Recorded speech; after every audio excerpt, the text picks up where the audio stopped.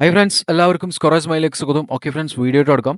ശരിക്കും ഇന്ന് FC ഡാലസുമായിട്ട് Inter Miami ഏറ്റുമുട്ടിയ സമയത്ത് ഒരു മികച്ച പെർഫോമൻസ് ആണ് ലയണൽ മെസ്സിയുടെ അല്ലെങ്കിൽ ഇന്റർ മിയാമിയുടെ സൈഡിൽ നിന്ന് പ്രതീക്ഷിച്ചത്. പക്ഷെ അതൊന്നും കണ്ടില്ല. ഇന്റർ മിയാമി 1-0 പരാജയപ്പെടുകയാണ് ചെയ്തത്. കാരണം 2024 രണ്ടാമത്തെ മാച്ചാണ്. ആദ്യത്തെ മാച്ച് ഓൾറെഡി സമനിലയിലാണ് അവസാനിപ്പിച്ചത്. അതുകൊണ്ട് തന്നെ രണ്ടാമത്തെ മാച്ചിലേക്ക് വരുമ്പോൾ മികച്ച പെർഫോമൻസ് പ്രതീക്ഷിക്കും. അതുപോലെ തന്നെ ലൂയിസ് സുവാറസും ലയണൽ മെസ്സിയും ജോർഡി ആൽബയും സെർജിയോ ബുസ്കറ്റ്സും അടങ്ങുന്ന ഇന്റർ മിയാമിയിൽ നിന്ന് ഒരുപാട് നല്ല രീതിയിലുള്ള പെർഫോമൻസ് ആണ് എല്ലാവരും പ്രതീക്ഷിക്കുന്നത്. പക്ഷെ അതൊന്നും കാണാതെ FC ഡാലസിലെ പ്ലെയർ മൂന്നാമത്തെ മിനിറ്റിൽ ഗോൾ അടിച്ചുകൊണ്ടാണ് ഇന്റർ മിയാമി ഇന്ന് 1-0 പരാജയപ്പെടുത്തിയത്.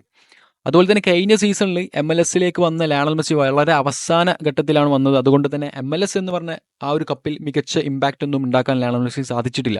പക്ഷേ ഇന്റർ മിയാമിക്ക് വേണ്ടി ലീഗ്സ് കപ്പ് നേടിക്കൊടുത്തിട്ടുണ്ട്.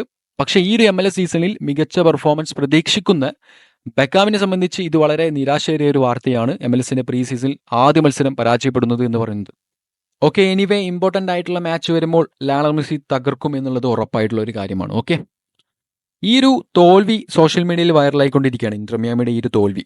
അതിനോടൊപ്പം തന്നെ മറ്റൊരു കാര്യം സോഷ്യൽ മീഡിയയിൽ വൈറലായിക്കൊണ്ടിരിക്കുകയാണ്. മറ്റൊന്നുമല്ല, ഈ ഒരു കളിയിൽ FC ഡാലസുമായിട്ടുള്ള കളിയിൽ 8ാമത്തെ മിനിറ്റിൽ ലയണൽ മെസ്സി പോസ്റ്റിലേക്ക് അടിച്ച കോർണർ കിക്ക്, അതാണ് വൈറലായിക്കൊണ്ടിരിക്കുന്നത്. അത് ഇൻക്രെഡിബിൾ ആയിരുന്നു. അതൊറ്റ ഗോൾ ആവായിരുന്നെങ്കിൽ മികച്ച ഒരു ഡ്രോ ആയിരുന്നു, അല്ലെങ്കിൽ ആ ഒരു ഗോള് പൊളിയായിരുന്നു, അങ്ങനെ പറയാം. അത്രയ്ക്കും കിട്ടില്ല ഒരു കർവിംഗ് ഷോട്ടാണ് ലയണൽ മെസ്സി പോസ്റ്റിലേക്ക് 8ാമത്തെ മിനിറ്റിൽ കാഴ്ചവെച്ചത്.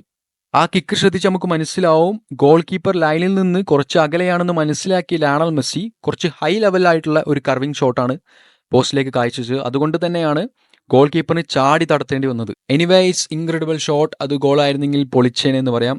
ഓക്കെ, എനിവേ ഇനി ലയണൽ മെസ്സി അടുത്തതായിട്ട് ഇറങ്ങാൻ പോകുന്നത് റിയാദ് സീസൺ കപ്പിന്റെ ഭാഗമായി നടക്കാൻ പോകുന്ന അൽ ഹിലാലും അതുപോലെ തന്നെ അൽ നാസറും തമ്മിലുള്ള മത്സരമാണ് ഇന്റർ മിയാമിക്ക് അടുത്തതായിട്ട് വരാൻ പോകുന്നത്.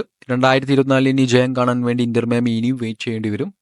കാരണം ഒരു മത്സരം സമനിലയായി, മറ്റു മത്സരം തോറ്റു.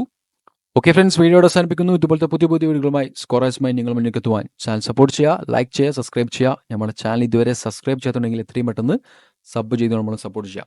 Bye friends, it's me scorers mind.